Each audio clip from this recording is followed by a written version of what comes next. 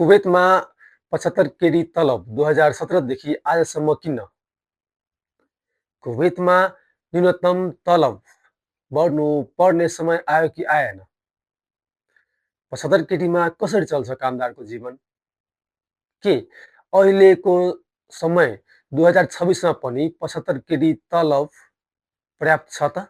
नमस्कार साथीहरू, म छु जितेन्द्र कुमार कामत र आज हामी कुवेतमा काम गर्ने लाखौं विदेशी कामदारको जीवनसँग प्रत्यक्ष जोडिएको एउटा महत्त्वपूर्ण विषय उठाउँदैछौँ। आजको हाम्रो यो भिडियोको मुख्य उद्देश्य भनेको कुवेतमा निजी क्षेत्रका कामदारको न्यूनतम श्रेणी अझै पनि मात्रै 75 केडी छ। 2017 देखि आज 2026सम्म किन परिवर्तन भएन? आजको भिडियोमा प्रमुख विषय यही हुनेछ। कुवेत सरकारले निजी क्षेत्रका अध्यक्ष यानी कुनै पनि सिप नभएका कामदारका लागि न्यूनतम मासिक तलब 75 कुवेती दिनार 5 जुन 2017मा तय गरिएको थियो र यसमै नेपालका सम्बन्धित निकायहरूले सहमति जनाई कामदार पठाउँदै आएको छ र यो व्यवस्था आज 2026सम्म पनि व्यापक रूपमा कायम रहेको छ। धेरै कामदारका लागि यो रकम वर्तमान जीवनयापन खर्चको तुलनामा निकै न्यून मानिन्छ। निजी क्षेत्र भन्नाले प्राइभेट कम्पनी र अध्यक्ष कामदार भनेको जस्तै हामी लेबर भन्छौँ, जसलाई हामी लेबर भनिन्छ, कुनै सिप नभएको जसको हातमा सिप छन् त्यसलाई अध्यक्ष भन्दैन। उनीहरूको लागि उसको दक्ष अनुसार यति सेलेरी भनेर चाहिँ एग्रिमेन्ट पेपरमा चाहिँ उनीहरूलाई साइन गराइन्छ र आफ्नो खुसी आइन्छ। तर अध्यक्ष कामदार भनेको चाहिँ लेबर जसको कुनै सिप नभएको कामदारको लागि यो 75 केडी 2017 सालमा तय गरिएर हाल 2026सम्म पनि यथावत रहेको छ। कुवेतमा निजी क्षेत्रका कामदारको कानुनी न्यूनतम तलब कति छ थाहा छ? हो, 2017 सालमा निर्धारण गरिएको यही न्यूनतम तलब 2026सम्म पनि धेरै हदसम्म यथावत रहेको छ, जसमा कामदारले खाना त्यसमै खानुपर्छ।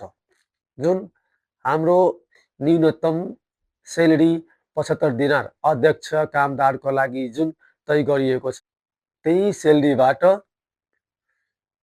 खाना, मोबाइल खर्च, खाना आफै खानुपर्ने हुने। काम बाहेक कतै जानु आउनु पर्यो भने त्यसको पनि यहीबाट खर्च छुट्याउनु पर्ने हुन्छ र मासिक मोबाइल खर्च पनि यहीबाट छुट्याउनु पर्ने हुन्छ र यी सबै काटेर परिवारलाई पैसा पठाउनु पर्ने दायित्व पनि छ।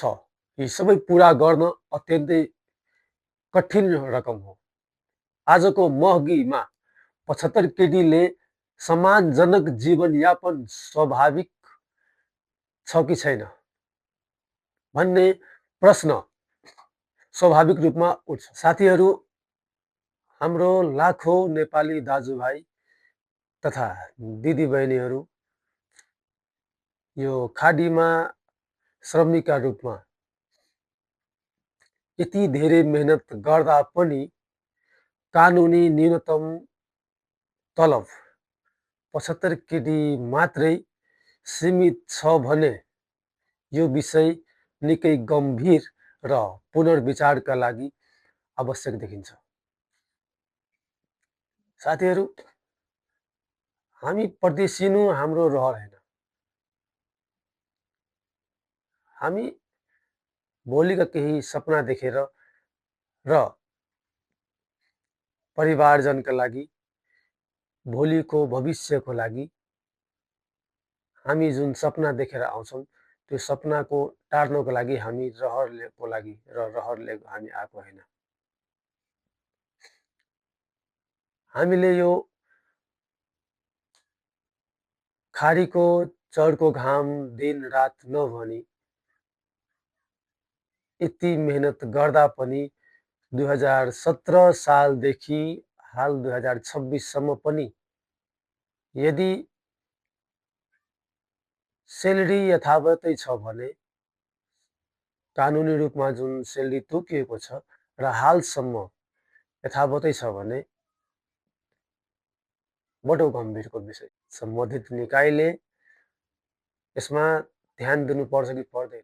श्रम सम्बन्धी सरोकारवाला निकायहरूलाई विनम्र अनुरोध छ कि न्यूनतम तलबको पुनः विचार गरियोस्, पुनः अवलोकन गरियोस्, वर्तमान महँगी अनुसार सुधार गरियोस्, विदेशमा नेपाली कामदारहरूको उचित सम्मान गरियोस्। श्रम सम्बन्धी सरोकारवाला निकायहरूलाई यो ध्यान आकर्षण गराउन चाहन्छु कि कामदार केवल श्रम शक्ति होइन, केवल श्रमिक होइन, उनीहरू कसैका बाबु हुन्, कसैको छोरा, कसैको छोरी र परिवारका आश हुन्। उचित पारिश्रमिक दिनु केवल आर्थिक विषय होइन, यो मानव सम्मानसँग जोडिएको विषय हो। फेरि पनि हार्दिक अनुरोध गर्न चाहन्छु श्रम सम्बन्धी सरोकारवाला निकायहरूसँग कृपया यो विषयमा ध्यान आकर्षण होस्। हस्त साथीहरू, आजको भिडियो तपाईहरूलाई कस्तो लाग्यो? कृपया कमेन्टमा आफ्नो विचार राख्नुहोला, लाइक गर्नुहोला, च्यानललाई सब्स्क्राइब गर्नुहोला र आफ्नो साथीहरूलाई पनि सेयर गर्नुहोला। यदि तपाईहरूलाई यस्तै जानकारीमूलक र सन्देशमूलक भिडियो मनपर्छ भने कताबाट हेर्दै हुनुहुन्छ? युट्युबबाट कि फेसबुकबाट कि इन्स्टाग्रामबाट?